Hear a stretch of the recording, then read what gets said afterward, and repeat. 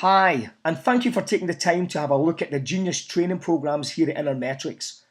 I'm Alan Miller, Managing Director of Intermetrics International, and in conjunction with Jay Niblick, CEO of Intermetrics Incorporated, we've designed these training programs we call the Big Six. 6 programs we are asked for by clients all over the world that make a real difference to the people and organizations. Leadership, management, teams, communication, selling, customer service. We want to share these programs with you to show just how personalised these really are. And one major difference with these programs, they've been designed with 3 distinctive tools we have at Intermetrics, covering a person's behaviour, what drives and motivates them, and how they think and make decisions. Each program has these world-class tools embedded in the training, so every single person who attends the training will have their own personal outcomes with action plans they can apply within their organisations.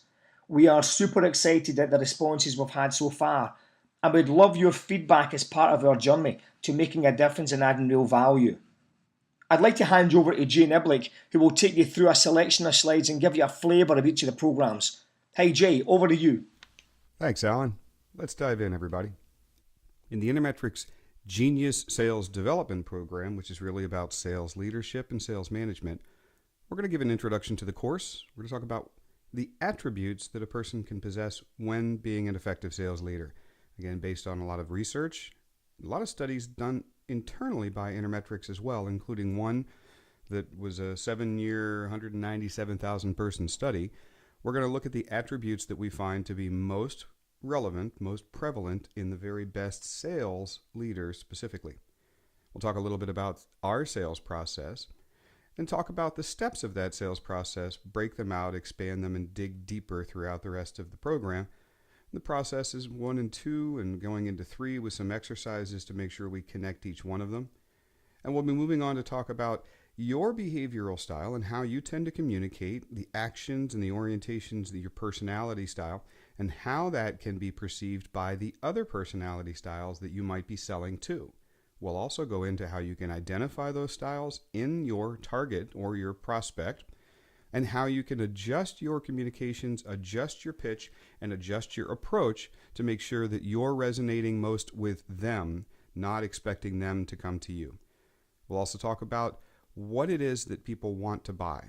So we'll talk basically about a person's buying style and buying motive. Digging in a little bit, giving you some examples. The objectives are going to be that we reflect on your own selling strengths to identify opportunities to apply new practices that enhance your sales effectiveness. Explore a wide range of behavioral attributes, behaviors, and styles and values that practices that you can assist in helping harness your ability to improve sales for your teams.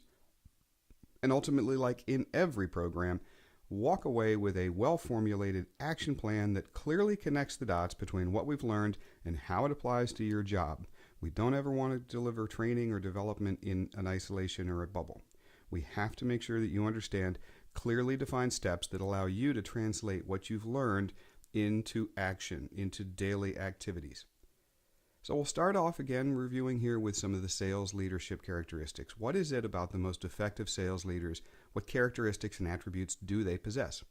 So walking through real quickly, they have a wonderful ability to develop talent. We'll expand each one of these in the course, dig into them, help identify exactly what it means, how you fit on it, and what you can do to develop the ability for developing talent, finding talent, having goal achievement orientation, creating a guiding vision that's easily and effectively communicated to all of your salespeople, leading that talent to that vision, navigating rough waters. There's always going to be conflict issues, performance issues.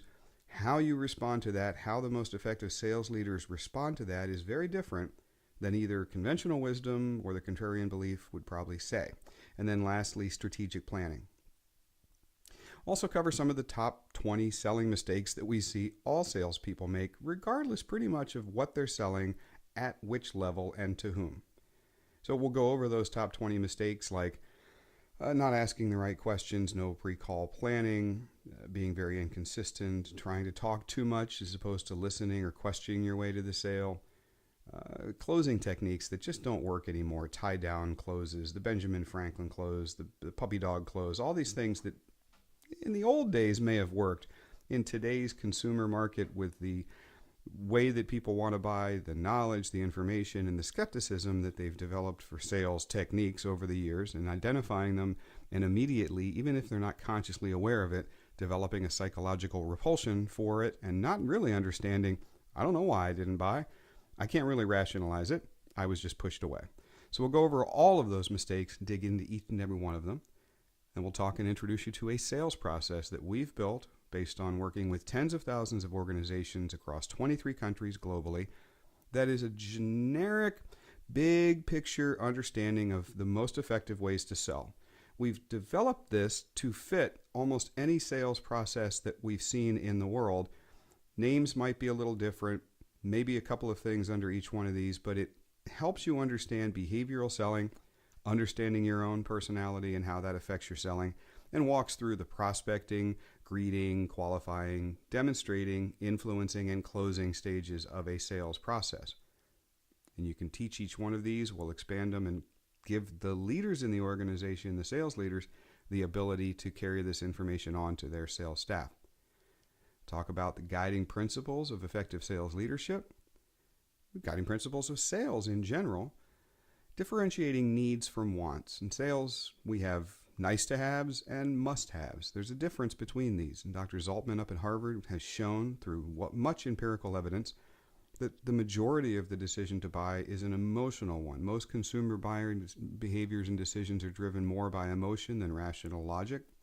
So needs and wants are something that are very important, because you can waste your time trying to sell to wants but not needs, and vice versa, trying to sell what they need but not what they want. We'll go over prospecting, 3 P's of prospecting, positioning as well. You have a reality and an expectation curve, and you need to get it right. You need to figure out where on that spectrum you fall. So different restaurants will be used as examples, different businesses that you're very familiar with. Niche positioning, so understanding how to position from the very beginning. Who you are, what do you stand for, how do you know, are you positioned as an expert, so on and so forth. We'll dig into pre-call planning and some of the nitty-gritty on how to do effective pre-call planning, exactly what is prospecting and the best practices for it, understanding the different aspects of greeting. We'll also connect this to your behavioral profiles and understand how effectively you are able to greet, prospect, pre-call, and everything else. Moving into qualifying, one of the most important things we see salespeople not do effectively. They waste their time selling to somebody who was a nice to have but not a must have, or they're not a qualified prospect. They may be an enabler, they might be an advocate, they might be a saboteur, they might be somebody in the organization who fills one of those many roles, but they're not the economic buyer or actually the person who makes the final decision. So we'll teach how to qualify those people so you don't waste your time. Demonstrating the product or the service, absolutely vital, and there's a lot of key techniques that we've learned in how to do that best, and we've captured best practices from the highest performing sales organizations and their highest performing sales people around the world, integrated them into this program. Influencing is definitely something in today's sales is a must, and we'll go into what it takes to influence people effectively, how people are influenced, your ability to persuade others, to understand their attitude, understand their needs, and then use that information to effectively influence their decisions to buy. And lastly, closing. A lot of hard-line techniques and details here, a lot of stuff to be unlearned, a lot of horrible things that have been taught, and maybe things that did work in the past. But no matter what you're selling, even door-to-door, aggressive, you take your knee off their throat so they can say yes kind of salespeople, still can't get away with the typical closes that we saw 10, 15 years ago. Different consumer. So the way you close has to change and has to adapt to the way that consumer expects to be sold.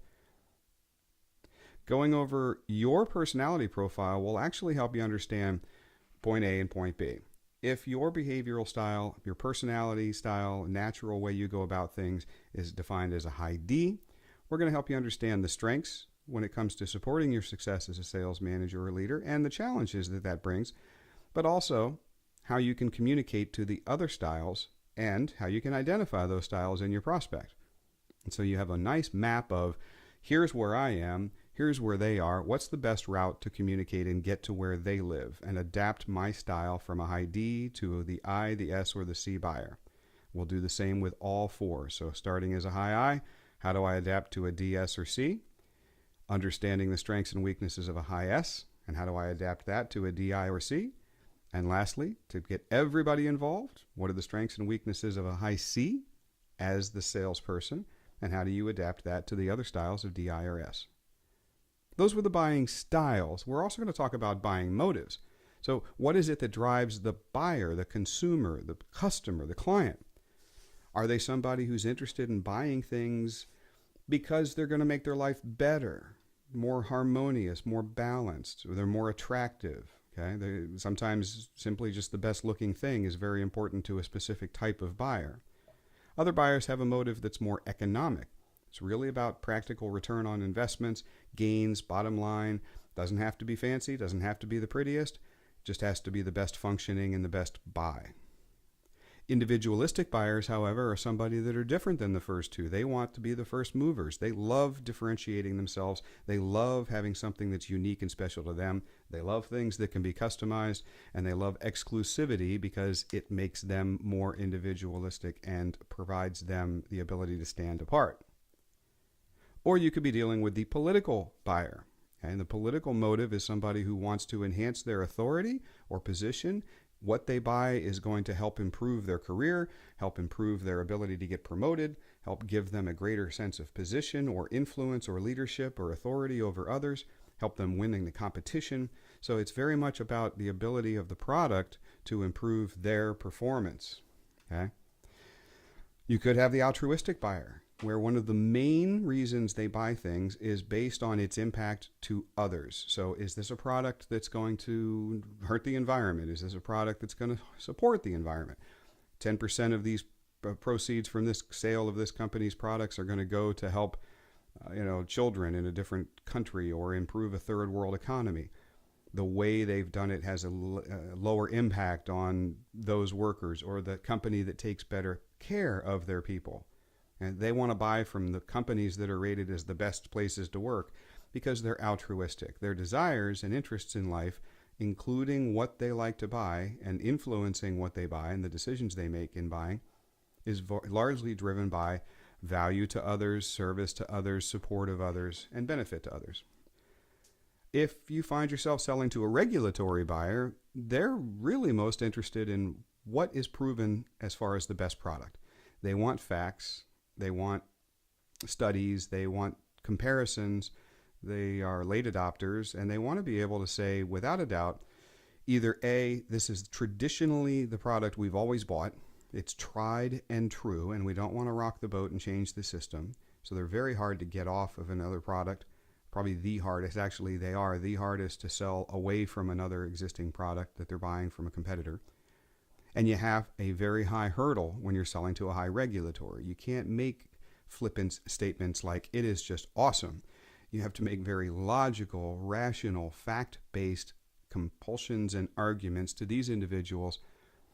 Or it's also something that's going to help improve the systems and the rules in their life. So if there's something that your product or service does that helps them remove chaos and create order, helps bring systems and solutions and rules and processes to them, they're going to be very excited about buying that as well.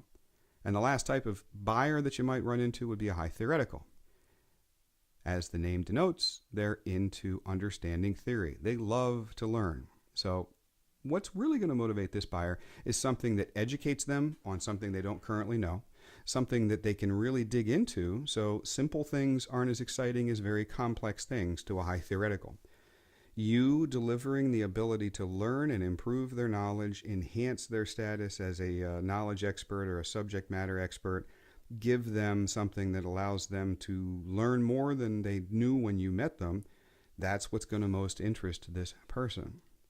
So we'll go back at the end of all this and make sure that we've met, as we always do, all of our course objectives.